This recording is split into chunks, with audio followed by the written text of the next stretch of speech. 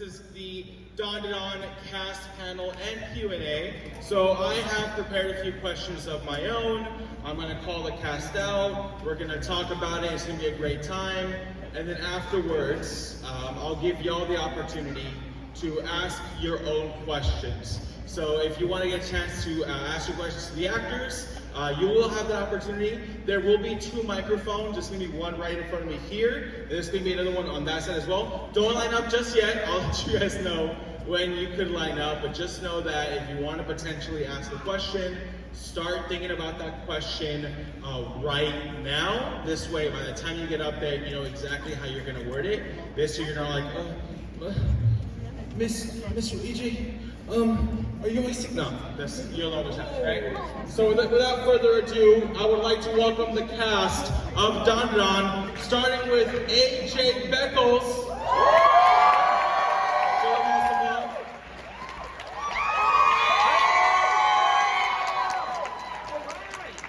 Can we get Abby Trott up here?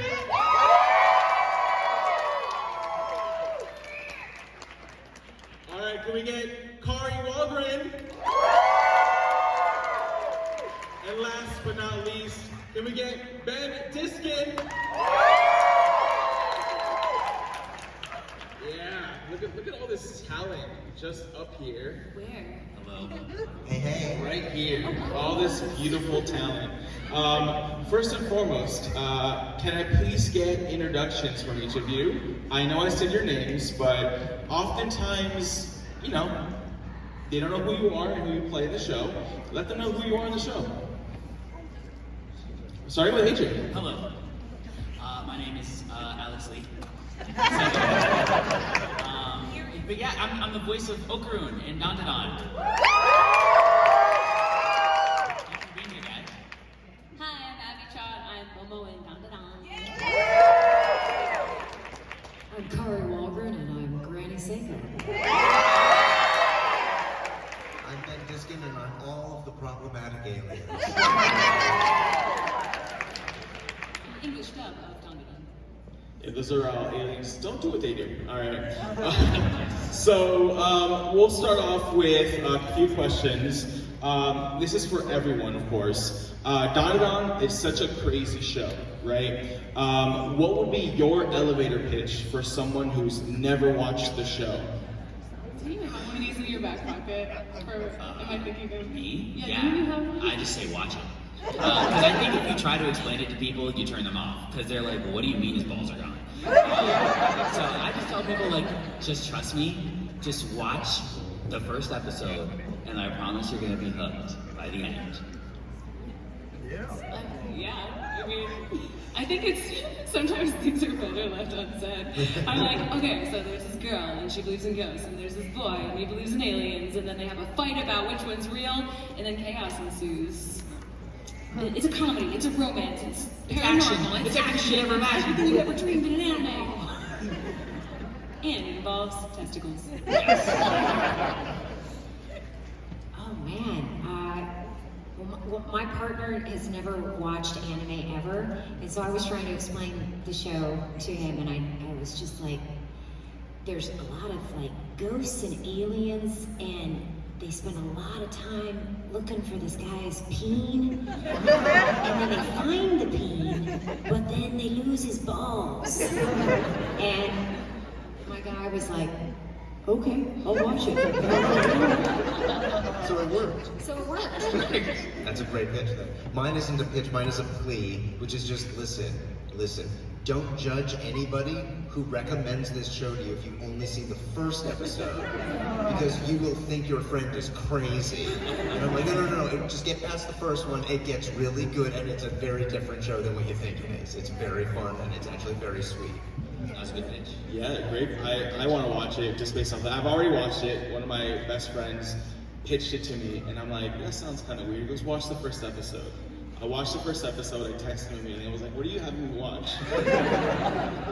No, just keep watching. All right, I trust you, and then I'm hooked. So I absolutely love it. So Ballerina shows up, and it gets even crazier. Just who hasn't watched the show? Just cheer if you haven't watched it. Yeah. So now cheer if you've been convinced to watch the show based off these elevator pitches. Okay. We got more cheers than originally, so that works somehow. Did we mention the balls are golden? They're golden. It's like that Demon Hunter song, right? It's the golden is above the balls. Yeah. Totally. Exactly the same. All right, next up is, so I want to know about the early part of the show. So I'm always curious to like going back behind the scenes about things like the audition process. So what was that audition process for you like? And were you at that moment familiar with the source material? If so, did that have any impact on your audition? Yeah, I read. I was already a reader for like a couple of years beforehand. So when I heard that it was getting an anime, I was like, I have to read for this. And then when I got the audition, I almost died inside. I was so scared because honestly, I would give anything to play a rock in this show. But I got to read for Okarun, and I remember going through the process and just doing like 5 takes. Because normally you send like 1 or 2 maybe, but I sent like 4 or 5 because I was like, I don't want to have any excuse. I don't want to be like mad when I see the cast of the show. Oh man, I did that. I just deleted it. You know, I was like, let me give them everything I got, and I feel very, very lucky. And when I got the phone call, I almost cried. I was so happy. So, There we go. That was awesome. What about you, Abby? Yeah, I hadn't heard of Dandadan, but when I got the audition, they sent 2 scenes from the show. The first one was the scene in the hallway at school where Momo and Okarun start arguing about ghosts and aliens and like, you know, challenge each other. And the second scene was when Momo's wandering through the abandoned hospital and she's talking to Okarun and telling her, really opening up about her family. And it shows 2 very different sides of Momo, and I was immediately enthralled by Shion Wakayama's performance in the Japanese. I loved how raw and real and off the cuff it felt, especially for anime. Meaning that like sometimes there's kind of like a way of reading things, or you come to expect a certain thing, a way of something will sound, and to me that this sounded like totally original. And I was obsessed with her performance, and it made me really want to be in the show. Also, the animation was awesome and really funny, and so I was super excited when I booked Momo, and then I immediately started reading the manga, because I was like, I need to know what the heck is happening, and I need to know as much about Momo as possible going into this, because she's a more complex character than it might seem upon first glance. Like, she's very layered, she has, you know, she's hilarious, but she's got a temper, but she's also very sensitive and protective. She hates bullies. There's a lot going on. So yeah, I've been reading the manga, and I'm up through the published volumes. I think it's 15 now. I know you're way ahead on the Shonen Jump app, but I'm loving it so far. Awesome. What about you, Kari? Well, fun story. I actually auditioned for Turbo Granny. Yeah. And so they called my agent and they said, hey, so Kari didn't get the part of Turbo Granny, but there's this other Granny that we think she'd be perfect for. So I didn't even audition for Granny Seiko. They just cast me from my Turbo Granny audition. And yeah, so it was, and I remember seeing the first picture of Seiko and being like, wait, she's the grandmother? I think they sent me the wrong image. And I was looking, and so then I'm reading the thing and the description of the character, and it's saying nobody exactly knows how old she is, but she doesn't look like a grandmother. And I'm like, okay. And then I started reading the script and everything, and it was just, I was like, she's funny. Like she's kind of a badass and stuff like that. So I've had a great time with the character. I have not read ahead in the manga because I kind of, there's so few things that I get to be surprised about anymore. So after we finished season 1, I was like, I'm not gonna read ahead. And I kept thinking, man, I really hope I'm not killed off in season 2. I really hope I survive. So I was very excited to get through season 2. And I was like, man, I really hope they don't kill me off in season 3. So I'm just, so I'm just perpetually from here on out hoping that I don't get killed off and then I continue coming back. I had a similar thing that Kari had. I did not audition for my characters. I auditioned for Okarun. And my audition for Okarun was terrible. It was super bad. I was just like, I don't have a good voice for this character. There's somebody else out there who's going to be way better for this than me, but I want them to think about me for like other roles, maybe that might come down the pipe. So I'm like, yeah, I'll try out. And I sent in this just god-awful, irritating audition for Okarun, and I forgot all about it. And then I got a call saying like, hey, so they want you for Dandadan, and I almost had a heart attack because I thought I'd booked Okarun, and I would have to do this annoying-ass performance for like the entire series, and everybody would hate me. And I got there, and they're like, oh no, we didn't hire you for that. Oh my god. Oh, good, okay, so who am I? Like some fun character, right? They're like, well, so, we're gonna have you play the aliens. You're kind of SA, one of the main characters. And I'm like, oh, okay. And as throughout the recording process, they kept pausing the episode on this one shot of like the dude with the giant robo penis out. And I'm just like, can you please take that off the screen while you're talking to me? And they did. And then they switched it to a different shot of my character pushing Momo's legs open. And I'm like, you guys are doing this on purpose, aren't you? And they just kind of like, yeah, we don't make you uncomfortable. But no, it was really fun. The show is actually a pleasant show to work on once you get past that stuff. I swear. It was just growing pains at the beginning, right? I do want to follow up specifically with Kari and Ben. You auditioned for different characters that you got. If you don't mind, would you be able to give us a preview of what your versions of Turbo Granny and Okarun would have sounded like? I've never been asked this before. Okay, I'm going to be paraphrasing lines, but like, come here, give me your little delicious little nom nom nom nom nom nom. I want to eat that little pig.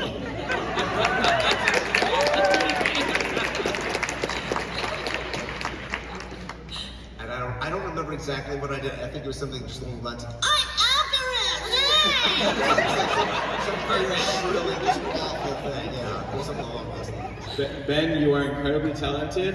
I'm glad you didn't get You and me both, brother. I still remember when we started recording though, and I was like, oh, who's voicing the alien? And then our director was like, oh, there's a bunch of them. And I was like, oh. And he was like, and they're all Ben. I was like, what? It's crazy. It's very impressive. Yeah. All of them. He's all of them. Yeah, every single alien is Ben. All different voice.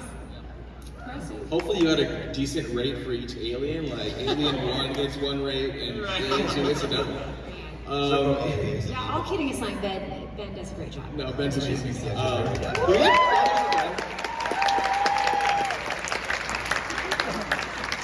So this show is full of, and you've already said a few already, but this show is full of so many memorable lines. Some are very out there. I'm curious to know, what is your favorite line from the show? Whether it's something you've performed yourself or something a different character said and you just kind of attach to that. Whoever wants to start. I'll probably take yours, so I'll let you do it. My favorite line is the Turbo Granny again, right? Yeah, I think the same favorite line was, who are them bitches? It's just, I don't know if it's gonna get better than that. It's so funny. But my favorite line that Momo says, I think still is, want me to feed you while you get swole? I think it's so funny. It's just like out of nowhere. He's like, what? He's like, huh? So caught off guard. Anybody else? I guess yeah, I'll go. Okay. Honestly, I won't do this one because it was very strenuous to do. But when Okarun is fighting Evil Eye in the second season and he counts to 20 like 5 times, that was a ton of fun to do. My other one though is also in that same area with Evil Eye, and he goes, "You're gonna get such an ass whooping. No one hits Momo."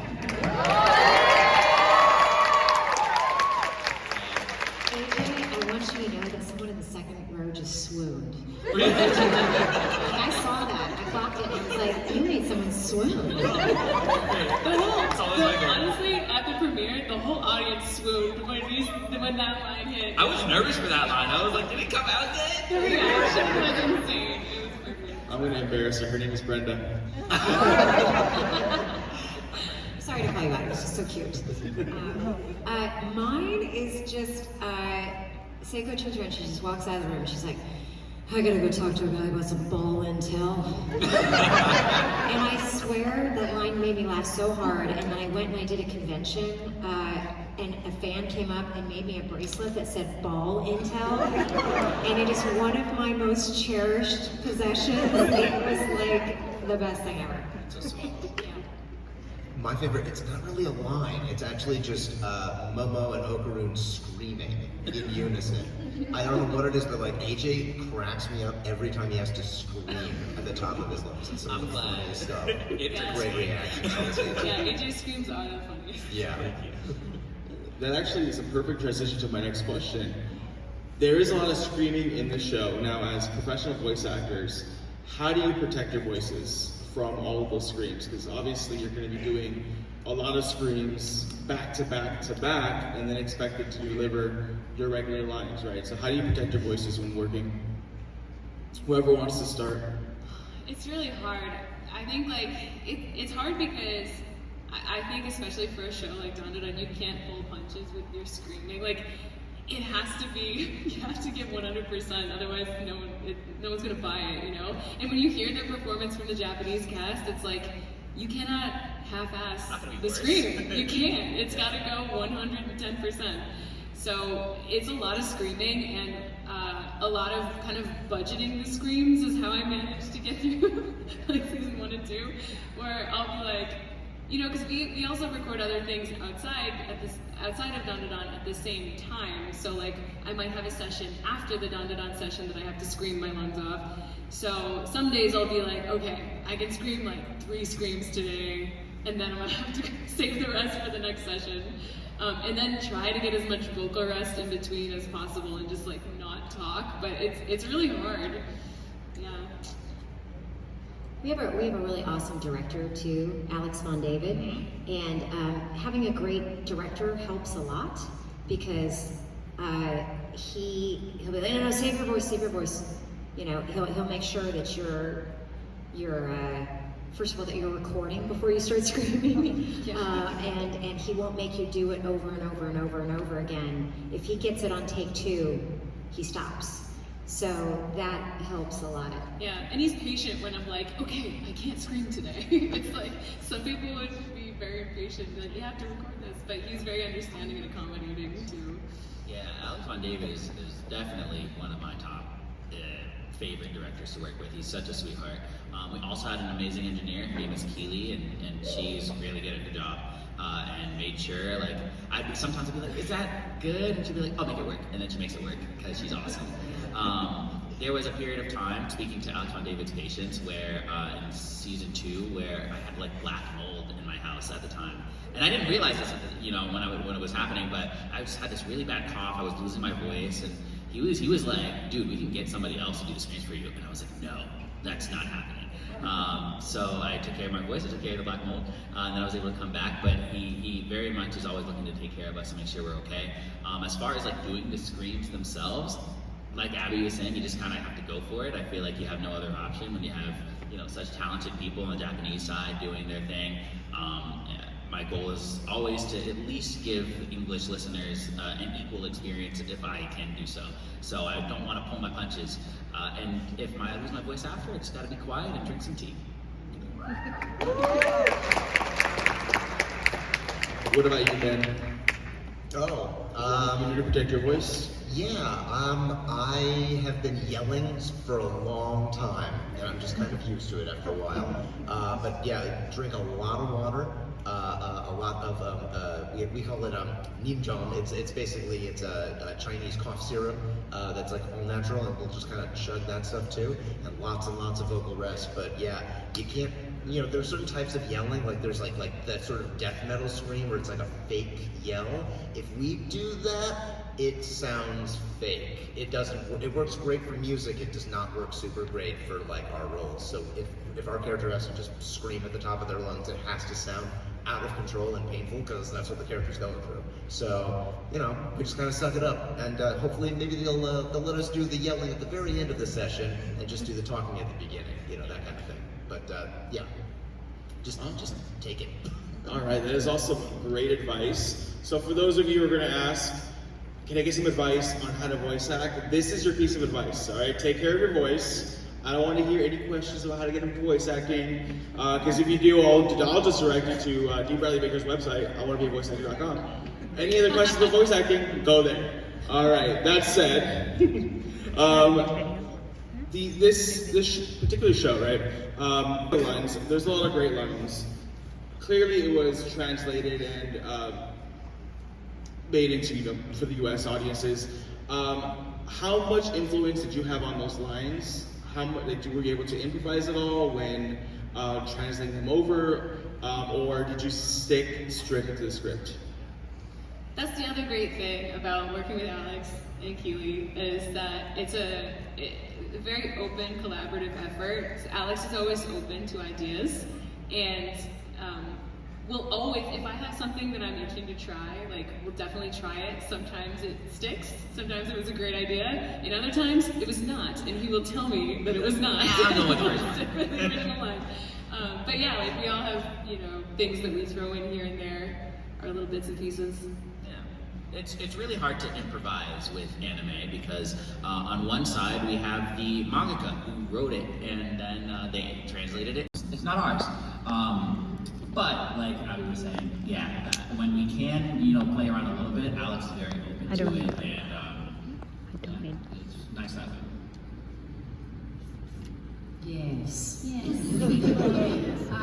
I feel like he let us play with just interpretations of the lines. Like I don't know that we got to rewrite lines, but like I would add a lot of sighs in my line. Like, I guess you know, like I started adding as much of that as I could get away with, and he kept letting me add kind of just a little extra zhuzh to Granny Seiko. So the interpretation, I think he let us play with a little bit while still staying true to the Japanese portrayal. Yeah, there's some shows where the producers will have a death grip on the adaptation, and they're like, these are the words, do not move from this. Sometimes it's even, this is what they said in the manga, and we want, even if it doesn't fit, say it anyway. And they'll just be like, all right, and then you'll have other times where it's a lot more collaborative, and we'll be tossing out ideas, and this show, I'd say somewhere kind of in the middle. They're pretty tight on the translations, but there's like a little bit of wiggle room, and we can just kind of use that to find like our own places to insert like how we feel the characters might say something. But we're pretty close to the Jap on this one, I think. Yeah. And there's a good point what Kari said too with the size. I think I remember Alex Von David saying that he purposefully underwrites a little bit, you know, so that way in certain lines it gives you more time to, you know, not sound like a real person. Not trying to fit all the words in the flaps all the time, because sometimes that can make it sound stilted. So, you know, for me, in that case, it would be like stuttering and whatever. Miss Ayase, you know, doing stuff like that. I do remember, do you guys remember this, that there was this running list of things that they could say and couldn't say for the twig and berries in the script.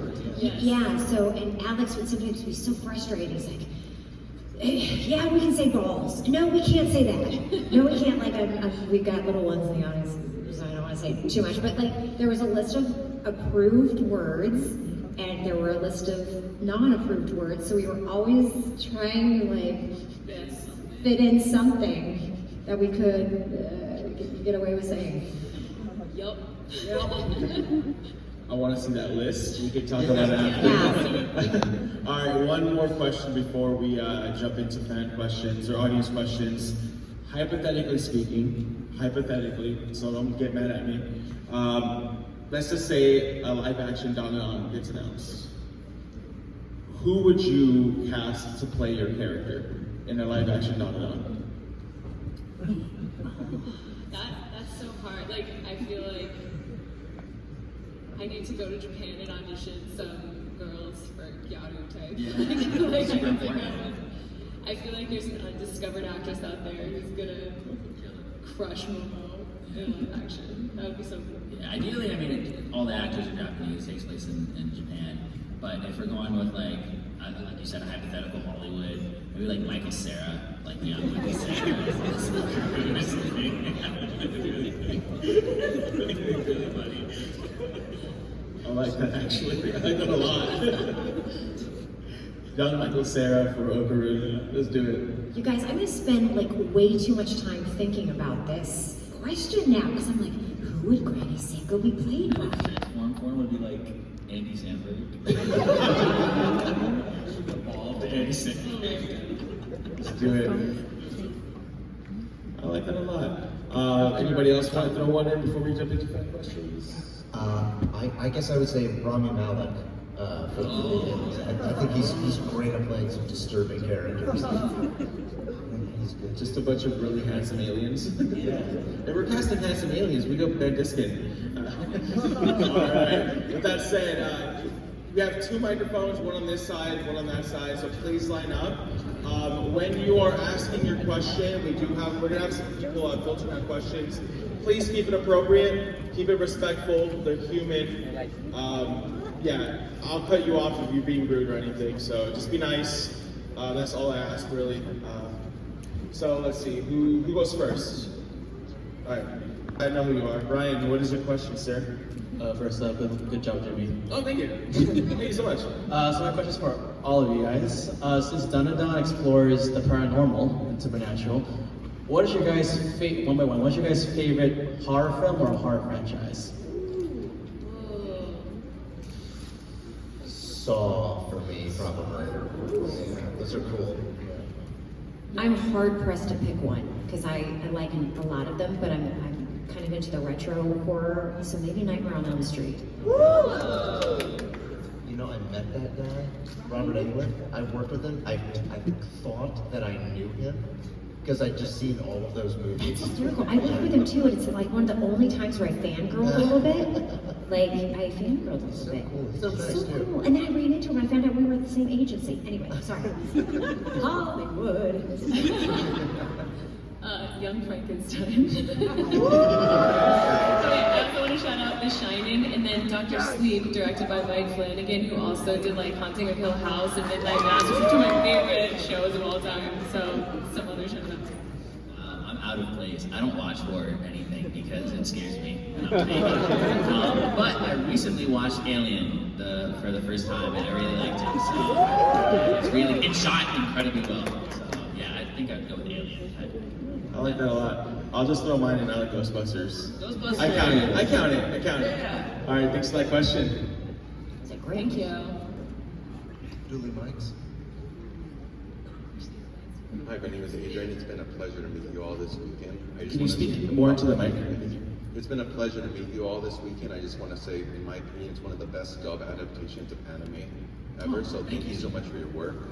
As the series progresses, even past the anime, it's not just about the love story between Okarun and Momo, but there's a lot of things about chosen and found family as the cast gets bigger, where these characters could feel themselves, their flaws included. So what is something that you appreciate about your character, including your flaws, or how do you relate to them? Yeah, that's actually like thematically, that's one of the things that drew me to anime in general, is like there's often that theme of nakama, like friends and found family, and like you really feel that in this show. And I love how Momo, like even though when like she and Ira have her differences, obviously, but she can set those aside for the sake of the group, and you know, she's willing to apologize to her and to let her try taking leadership. And I really like her for not just like brick walling people, but she's like giving people chances. And yeah, It's one of my favorite Momo qualities. That's what Dandadan's all about, you know, and I think for Okarun, I related a lot to him when I was younger, you know, when I was in high school, that idea of like, you know, I don't know if I'm deserving of friendship or love or these things, and that's how he feels, but the truth of the matter is that there's always somebody out there, you just gotta find them, and he's lucky enough that he's surrounded by people now. He has Momo, Ira, and Gigi, and they're all kind of outcasts or misfits in their own way, right? Like Gigi's kind of doesn't belong anywhere because he's a little too silly for the jocks and too intimidating for the silly people. And Momo's Kyaru, she's popular, but she's different still, right? And I think that's part of the reason why she stood up for Okarun at the beginning, right? Because she knows what that's like, being made fun of too, because she used to, you know, do the whole like chi thing with her grandmother when she was younger, got made fun of for that. It's just this idea that if you're willing to let people into your life, no matter whatever preconceived notions you have, you might be surprised, and I think that's something that we can all try to remember, you know. That's a beautiful answer. Well said. Very well said. I love that, you know, Seiko, for as dry and over it as she acts, gives so many of these characters like a soft place to land. Like she's always inviting them into her house, and so it just gets to be this bigger and bigger group of misfits that are just like crashing in her living room and everything. And I really love the scene where she's, you know, saying to Okarun, well, if you want to thank me or something, don't worry about it. Just pay it forward to somebody else. And there's something very powerful about that that I found very compelling. I play all of the terrible characters. I have no good answer for you regarding that. But I echo their sentiment regarding the other characters. Awesome, thank you so much for your question. Thank you. Hi, it's glad to meet you all, and then I'm a big fan of Dandadan since last year. And then I have a question for everybody. So, what is your favorite episode from Dandadan Parker, and why? What's your favorite episode of Dandadan and why? Might be the ballerina, episode 7, the really dark one. Actually, I like the fact that a show that's so strange and out there can then just pivot on a dime and make you feel everything. And it was a really remarkable display from the creators of how much range they can get out of this show emotionally. It was really great. Yeah, that was a great episode. I also really like the exorcism episode from season 2. Just that's like the most epic AMV I've ever seen. It's awesome. Yeah. It's so hard to pick. I would probably also choose the ballerina episode. Like Ben was saying, it's so expertly done. It's such a work of art. And then the episode ends and you just get like happy, cheerful ending music. It's just the perfect way to describe Dandadan because it's such a roller coaster. But that ballerina episode, episode 7, I believe, of the first season was incredible. So. Awesome, thank you so much for your question. And as I look at my, so who's next? On this side, right? Hello friend, what was your name and what's your question? My name's Raul, and my question's gonna be for AJ. So AJ, I talked to you earlier, and I was kind of going into how I saw you like 2 years ago, and how honestly, not just Dandadan as an anime, but all of anime in general has really blown up into popularity, and how voice actors nowadays are becoming like household names. You guys aren't just a screen behind, you guys aren't just a voice behind an anime. You guys are real people that people are starting to connect with. And you know, I'm a little younger, but I'm sure you all have been voicing anime or watching anime for years. My question was, like, how does it feel seeing, you know, anime progress in general? Man, that's such a good question. It's so weird because when I was younger, I remember drawing like, you know, manga, I guess, but drawing like, you know, anime anime characters for myself, like in school, like in like middle school. And then no matter what it looked like, everyone was like, "Is that Naruto?" And I'd be like, "No."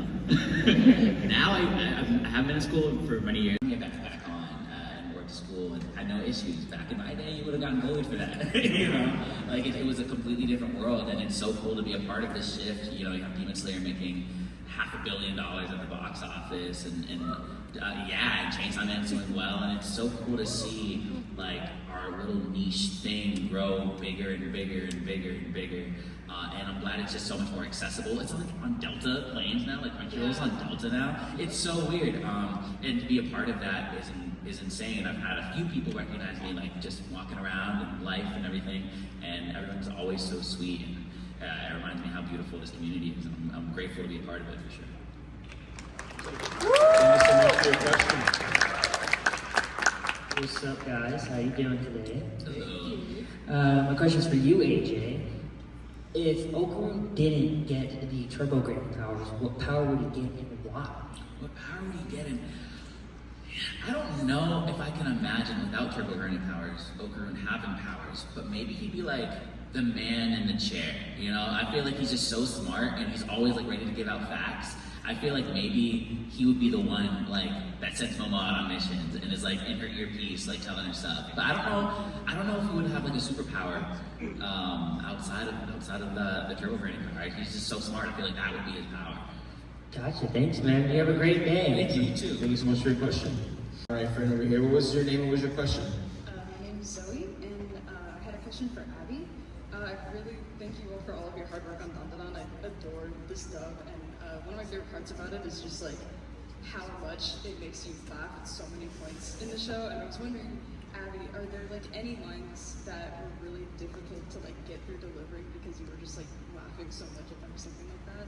Sorry, Speak into the mic a little bit more. Sorry. Hard to get through. They were hard to get through. Hard to get through because you're laughing. Because I was laughing 100%. Like, there are so many zingers, and like, also, I'd be laughing in response to like what Kari. Genuinely, because everything else in this whole scenario is so chaotic and hilarious that it was like, I don't even have to act. I'm just here, like, responding to what is happening.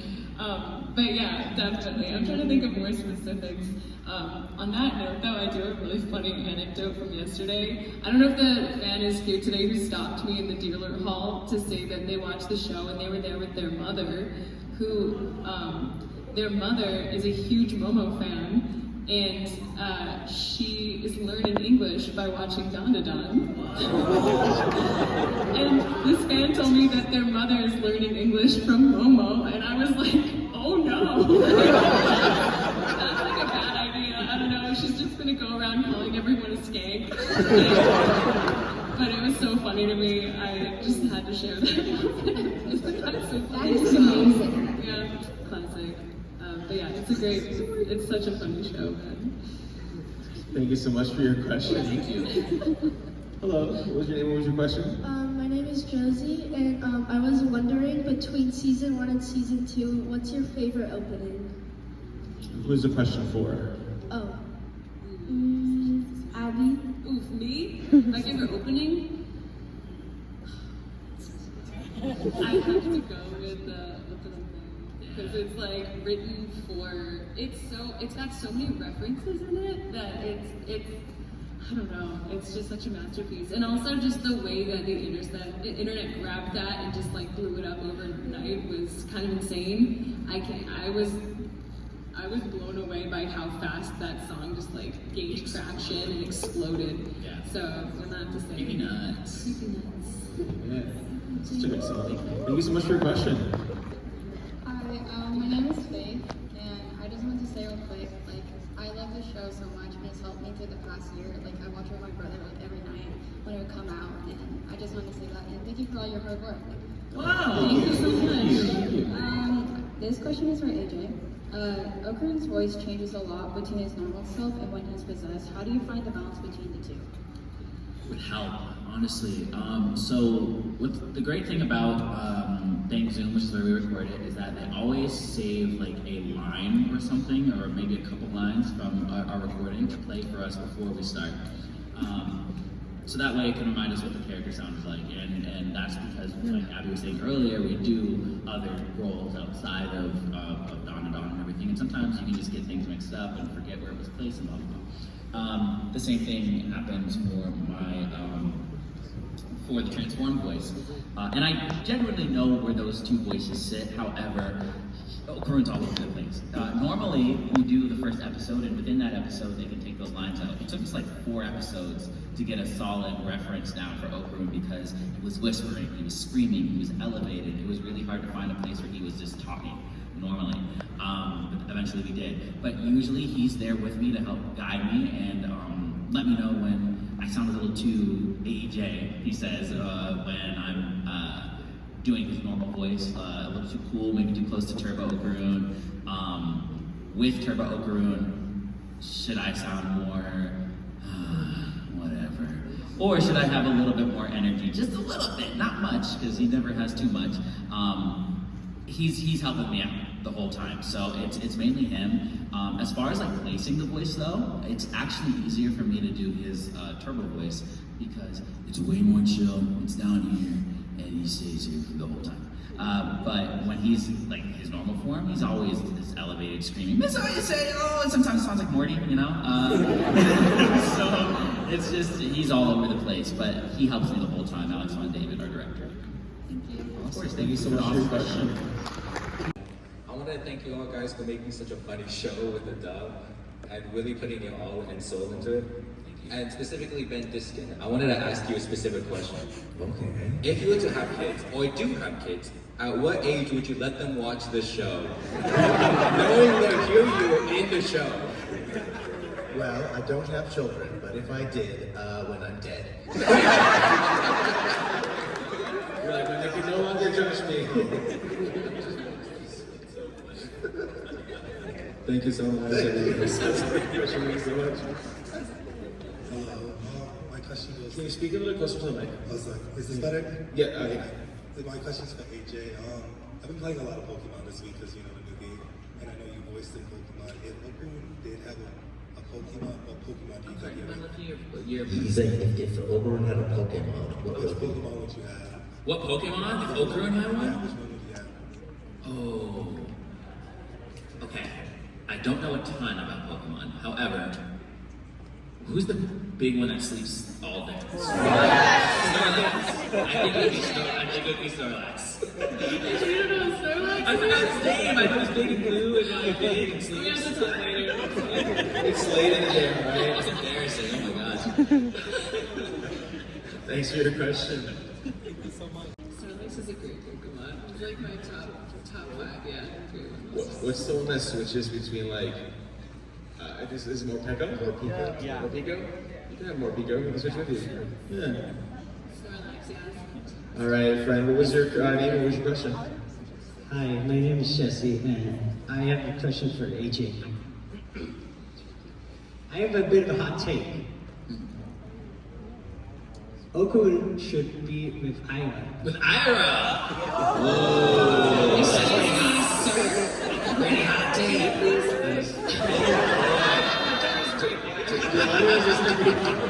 Wow. Okay. Is that it? What you want to say? Okay. So, honestly, someone else came up to me, I feel like, earlier. That was not you, correct? Okay. And also said, I like Ira more for Okarun. And you know what? I don't agree. But, I see it. And I'm like, dang it. No, not gonna get me. Ira's really cool. So you know what? I don't judge you too much for that. Yeah. Just a little bit though. Yeah, just a little bit. Also, I love Okarun. He's my goat. What do you say? He's my goat. He's your goat? Let's go. Hi everyone. Hi Abby. My name is Rihanna. My question is honestly for either Kari or Ben. Which one do y'all believe in more, and why? Ghosts or aliens? Aliens. Yeah. Aliens. The government came out and said it. It was just like page 3 news, and everybody moved on with their lives. They're like, aliens exist. Aliens. They're like habitats. I really want those to be real too, though, like so badly. So again, I'm gonna make an announcement. If there are any ghosts here who really would like to chat with me, I'm available to chat. Please come say hi. I will say I've been in this theater by myself a couple times. There might be. I don't know. Are they talking to you and they won't talk to me? They won't talk to me, you guys. No, they watch me. I feel like I'm being watched, but that might be the screen cameras. I'm starting to feel really badly for Abby because every time we do a panel together, she's like, if there are any ghosts here that want to talk to me. That doesn't happen yet, unfortunately. You know, someday, maybe. Thank you for your question. Thank you. Hello, fam. What was your Recording. What was the most difficult scene to record? Ooh, difficult. It depends. Technically difficult was the episode where Okarun's doing the counting because I had to do it all in one breath. Or I didn't have to, but I felt like that was the way it would sound the best, and it took us a couple tries to get that right. Actually, what we did at first is we counted to like 12, and then we would stop, and then we would continue from there. I would just like listen to myself, and as soon as I said 12, I'd go 13, 14, you know. But it just didn't sound right. So that was technically tough. But frustratingly tough was, I think it was episode 4, the end of episode 4, when Okarun and Momo, after the big, crowd fight or whatever, they go back to her house, he's about to leave, and they're kind of like, this is the last time we're gonna see each other, just goodbye, like, see you tomorrow or goodbye. And that was really tough because it was the same 2 words, or 3 words, goodbye or goodbye, for like 6, 7 minutes, something like that. It was a lot. And having to get those differences in there, just through the performance and through the way we said it was a little difficult, at least for me. And I got really frustrated to the point where we had to take a break because I was just, oh my God, we have it. And I knew we didn't have it, but I was just kind of annoyed. And then I think we had waited a little bit. Alex on David tweaked the lines a little bit, and then Abby came in and recorded, and then we got it, and I was like, oh, that's perfect. And now that scene, like at the end, that ended up going like viral when she goes, see you tomorrow, and I was okay, that went viral for on TikTok.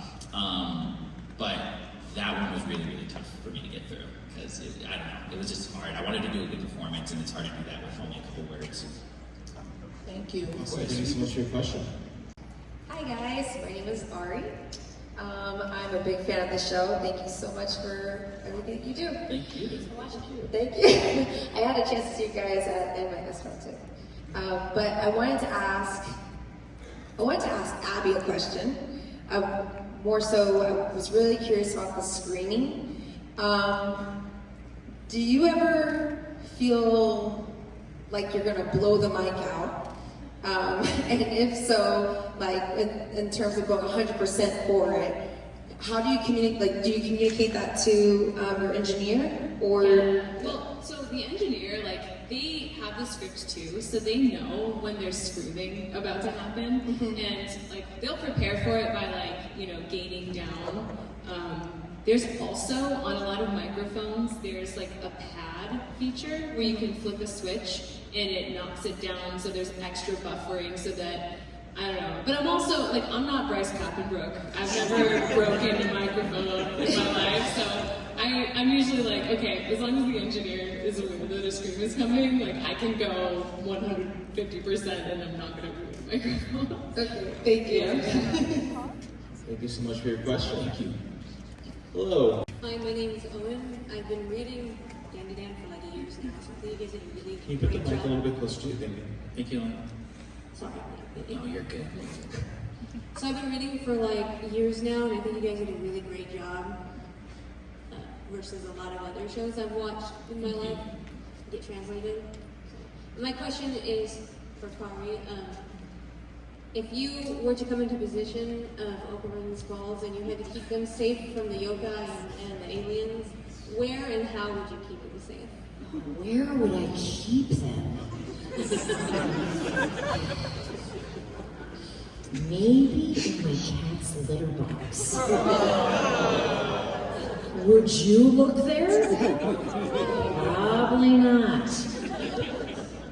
Either that or maybe in the freezer. Like, would anybody look for a golden ball in a freezer? Keeping fresh, I guess. You're the best. They keep them fresh. They keep it fresh, right? There you go. Right there next to the ice cream. Everybody's like, ah! God, worst time to take a trip. What's that next to your Baskin Robbins? Shining. Thank you. Thank you so much for your question. All right, just based on time, we got time for about one, maybe two more questions. Hi, my name is Ariana, and I have a question for Abby. I wanted to ask you what you think about the theory that Momo was never actually obsessed with the actor Ken Takakura, but subconsciously, because of her psychic powers, she made a connection to that name because of Okarun. Oh, that's an interesting theory. I haven't heard that.